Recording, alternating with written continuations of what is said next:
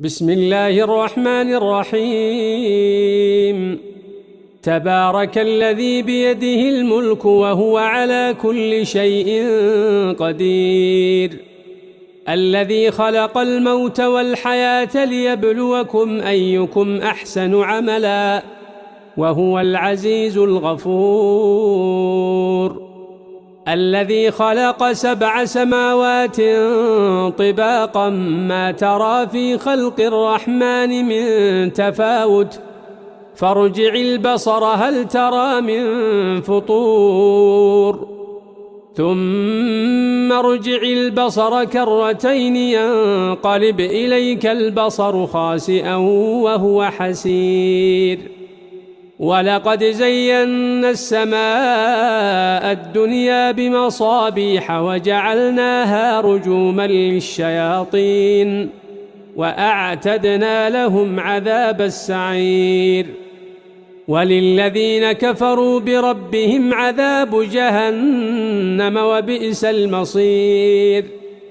إذا ألقوا فيها سمعوا لها شهيقا وهي تفور، تكاد تميز من الغيظ، كلما ألقي فيها فوج سألهم خزنتها ألم يأتكم نذير؟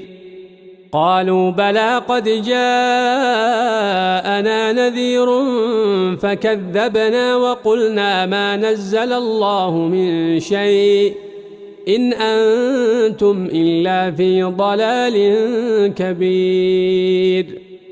وقالوا لو كنا نسمع أو نعقل ما كنا في أصحاب السعير، فاعترفوا بذنبهم فسحقا لأصحاب السعير. إن الذين يخشون ربهم بالغيب لهم مغفرة وأجر كبير. وأسروا قولكم أو اجهروا به إنه عليم بذات الصدور. ألا يعلم من خلق وهو اللطيف الخبير. هو الذي جعل لكم الأرض ذلولا فامشوا في مناكبها وكلوا من رزقه وإليه النشور. أأمنتم من في السماء أن يخسف بكم الأرض فإذا هي تمور، أم أمنتم من في السماء أن يرسل عليكم حاصبا فستعلمون كيف نذير. ولقد كذب الذين من قبلهم فكيف كان نكير. أولم يروا إلى الطير فوقهم صافات ويقبضن ما يمسكهن إلا الرحمن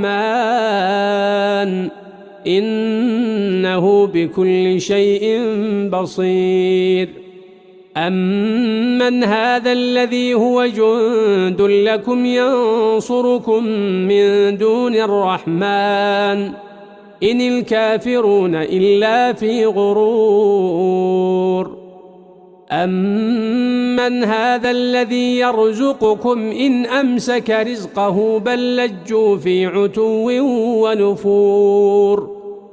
أفمن يمشي مكبا على وجهه أهدى